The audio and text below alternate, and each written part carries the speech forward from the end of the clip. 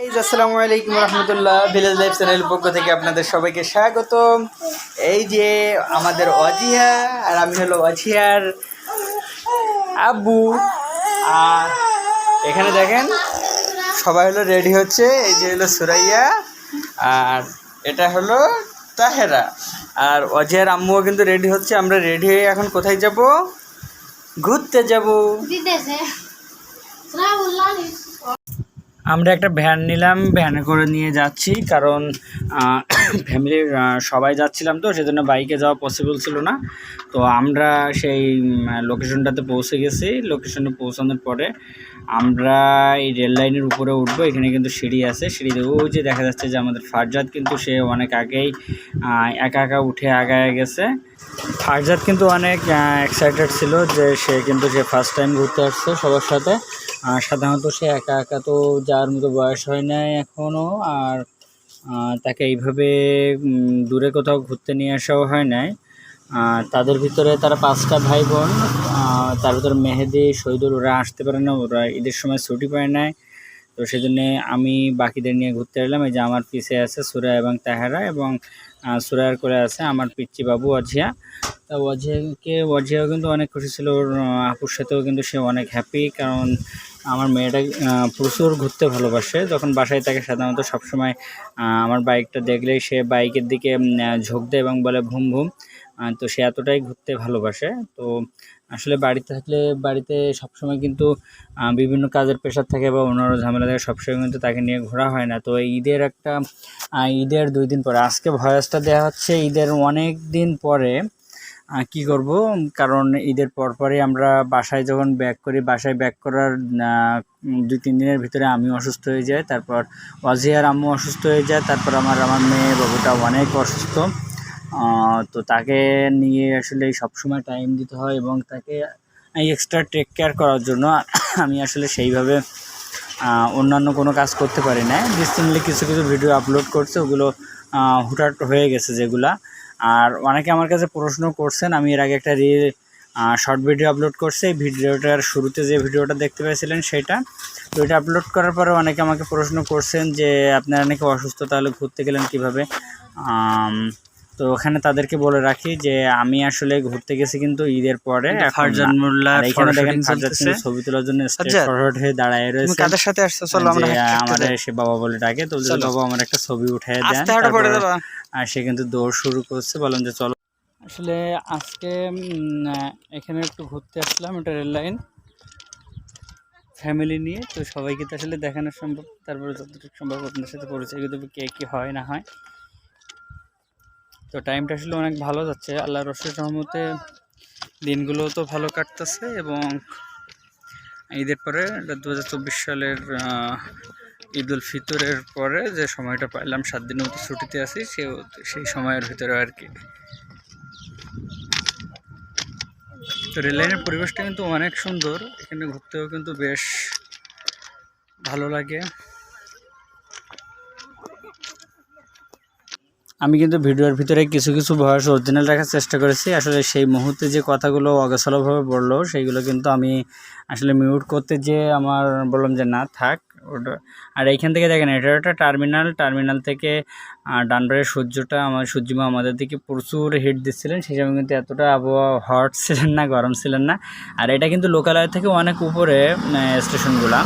আপনি সাধারণত মেলা উঁচু, আমি অনুমান করতে পারবো না, তবে 10তলা 12তলা বিল্ডিংয়ের এখান থেকে দাঁড়ায় অনায়াসে মনে হচ্ছিল আমরা তাদের সম পরিমাণ উঠছি। তবে 5তলা 6তলার মতো এখন রেল লাইনে একটা টার্মিনালের উপরে। এখানে কিন্তু প্রচুর মানুষ ছিল। টার্মিনাল থেকে কিন্তু যে রেল লাইনটা কিন্তু অনেক তাদের ফ্যামিলি মেম্বার নিয়ে, কেউ গার্লফ্রেন্ড নিয়ে আসছে, কেউ বয়ফ্রেন্ড নিয়ে আসছে, কেউ হাজবেন্ড ওয়াইফ সূর্য, তাদের পুরো ফ্যামিলি নিয়ে আসছে। তো আমি আমার পুরো ফ্যামিলি নিয়ে আসছি। আর এখান থেকে দেখেন এই পাশের মানুষগুলা পরিবেশটা যখন রেল চলাচল শুরু হবে, কিন্তু এখানে যে পরিবেশটা পুরো শহরটা কিন্তু ছিল, আপনার মনে করেন অনেক উঁচু ভবনগুলোর কিন্তু আমরা এখান থেকে মাথার উপরে যেতে পারবো না। কারণ আমি যে ধারাবাহিক রেল লাইন কথা বলছিলাম, এই যে ঘরগুলো দেখতে পাচ্ছেন সাইডে বা জমিগুলো আছে, এই জায়গাটা কিন্তু ওই সময় এই অসুস্থতার কারণে ভিডিওগুলো এদিক সেদিক আপলোড করা হচ্ছে। আর এইখানে দেখেন সুরায়া, তাহেরা, অজিয়া এবং অজিয়ার আম্মু কিন্তু ওরা হেঁটে ওইদিকে আগে যাচ্ছিলেন। আর এখানে দেখেন আমার মনিটা খিদা লাগছিল, সে তার খাওয়ার টাইম হয়ে গেছিল, তো সেই খাওয়ার জন্য কান্নাকাটি করতেছিল আমার কাছে থাকবে না। কিন্তু সব সময় আব্বুকে পাইলে তার কিন্তু আর কোনো কিছু লাগে না, কিন্তু খিদা লাগলে আসলে তার মাকেই প্রয়োজন হয়। আর ও কিন্তু প্রচুর হ্যাপি। আমি যখন ওকে উপরে ছেলে দিচ্ছিলাম তখন ও প্রচুর খুশি হয়েছে।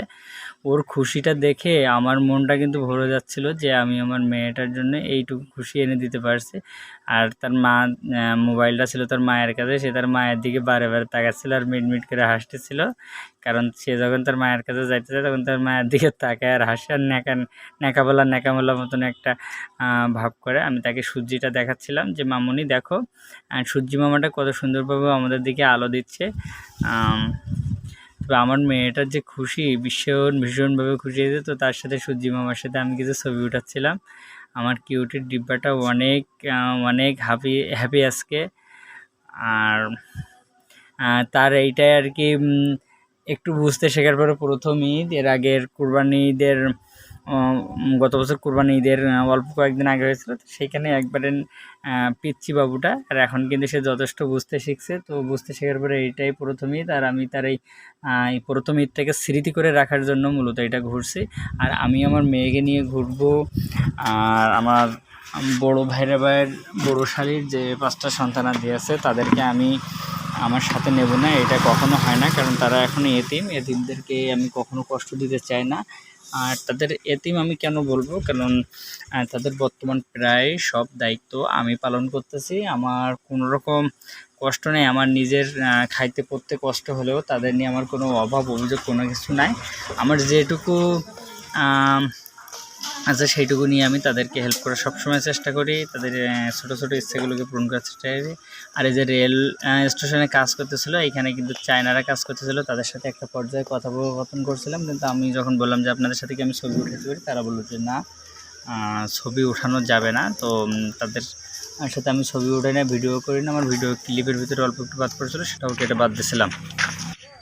আরও একটা কথা হচ্ছে, আমি কিন্তু প্রচুর বকবক করি, প্রচুর কথা বলি, কারণ দেখা যাচ্ছে প্রায় 11-12 মিনিট কথা বলতে গেলেও উইদাউট টপিক নিয়ে কিন্তু কথা বলতে গেলে একটু বেশি বকবক করা লাগে। আর আমার এমনি অভ্যাসে আমি খুব ঘন কথা বলি এবং বকবক করি। একটু বিরক্ত হবেন না, বিরক্ত হলে বলবেন যে কথা একটু কম বলার চেষ্টা করুন।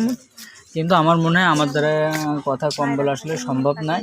হ্যাঁ, তবে কোনো কাজের ক্ষেত্রে বা কোনো ক্ষেত্রে আমি কিন্তু অতিরিক্ত বকি না। এই যেমন মনে করেন যে আমি এখন এই ভিডিওটার ভয় দিচ্ছি, তো এই সময়টা কথা বলতে বলতে দেখা যাচ্ছে অনেক সময় অনেক কথা বলা হয়ে যায়, তবে আলতো বলতে কথা বলি না, এটা কিন্তু আমার ভিতরে আছে যে কথাগুলো বলবো, কথাগুলো আরও শর্টকাটে বলা সম্ভব হতো।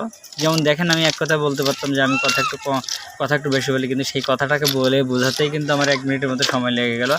আপনাদেরকে কিন্তু অসংখ্য ধন্যবাদ যে আমার এই ছোটো চ্যানেলটি এত দ্রুত আপনারা আগায় নিয়ে যাচ্ছেন। আর এইখানে দেখেন রেল লাইনের পাশে কিন্তু মেলা বসছে, আমি রেগুলার বসে ওইখান থেকে যে আমি কিনে নিয়ে আসলাম পাঁপড় আর পেঁয়াজু আর একটা ঠান্ডা পানির পট, কারণ সবাই অনেক ক্লান্ত ছিল, রোদ্রে ঘোরাফেরা করতে করতে অনেক টায়ার্ড হয়ে গেছিলো। বাসার থেকে যে পানি আমরা নিয়ে আসছিলাম, সে পানিও পান করা কম শেষ, আমি পানি নিয়ে আসলাম, সাথে পেঁয়াজি আর পাঁপড় নিয়ে আসলাম। এখানে কিন্তু ছুরা তাহেরা নিয়ে টানাটানি করতেছিল, ও বলতেছে আমি খাবো, আর একজন বলতেছে আপা আমি খাবো।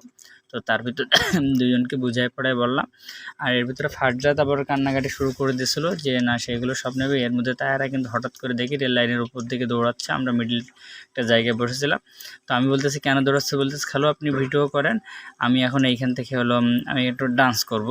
তো হঠাৎ করে মানুষজন দেখে সে ডান্স করা বাদ দিয়ে একবার এদিকে যায় একবার ওদিকে যায়, তারপর দেখলাম যে শুয়ে পড়লো। বসে পড়ার পরে সে এক পর্যায়ে শুয়ে পড়বে। আমি তাকে বললাম যে প্রশ্ন করলাম যে তুমি শুচ্ছ কেন, এখানে ঘুমাবো নাকি, ঘুম আসতেছে তোমার? তো বলতেছে যে না, আমি এখন এইখান থেকে গড়ায় নিচে আসবো, আপনি এটা সোলো মোশনের একটা ভিডিও করবেন। আমি সোলো মোশনের ভিডিও না করে বেচারারা ভিডিও করছি নর্মাল মোডে করে, পরবর্তী থেকে ফাস্ট মোশন করে দিয়ে দিয়েছি। অবশ্যই এই ভিডিওটা আমাকে সেই ঈদের দিনেই কিন্তু দেয়া, মানে যেদিন আমরা ঘুরতে দিই ঈদের 2 দিন পরে যেদিন ঘুরতে গেছিলাম সেই দিনেই কিন্তু আমার দেয়া রয়েছে, শর্টে দেওয়া ছিল। তারপরেও এখানে একটু ডিটেলসভাবে দিয়ে দিলাম। আসছিলাম কিন্তু সেই বইকালে, তো আমরা অনেক ঘোরাফেরা করলাম ফ্যামিলি নিয়ে, অনেক খাওয়া দাওয়া করলাম। তো মানে এখানে উপরে খাইছে বলতে পাঁপড় ভাজা, পেঁয়াজি ভাজা এবং ঠান্ডা পানি নিয়ে আসছিলাম আমি নিচ থেকে যে কিনে। আমি এখন আসি একটা মধ্যভাগে, উপরে রেল লাইন আর নিচে ঢালুর পরে যে হলো মেন ইটা। তো আমরা এখান থেকে যাব সাইডে ফুচকা চটপটির আছে, স্টল আছে, তো সেইখানটাতে যেয়ে দেখবো এবং রিভিউ দিচ্ছে খাবারের মানটা কেমন এবং খাইতে কেমন। চলো মোল্লা।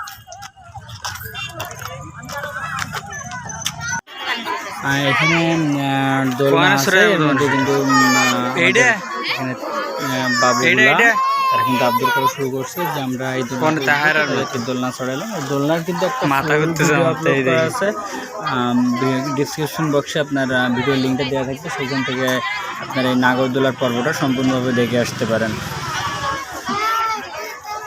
আমরা এখানে এর মধ্যে ফুচকা এবং চটপটি অর্ডার করে আসছি। আসলে ওইখানে প্রচুর পরিমাণে ভিড়, ফোন চাই নিয়ে যাবো এমন কোনো পরিবেশ পরিস্থিতি নাই। তো আমরা ওইগুলো অর্ডার করে আসলাম। আমরা আসছি প্রায় 7-8 জনের মতো, ওইটা অর্ডার করে আসলাম। আমরা ওগুলো খাবো, খেয়ে দেন এখান থেকে চলে যাবো এমন একটা চিন্তাভাবনা ছিল। তারপর আমরা খাওয়া দাওয়া শেষ করে আমরা রাত্রে বাসার উদ্দেশ্যে গাড়ি থেকে রওনা দিলাম।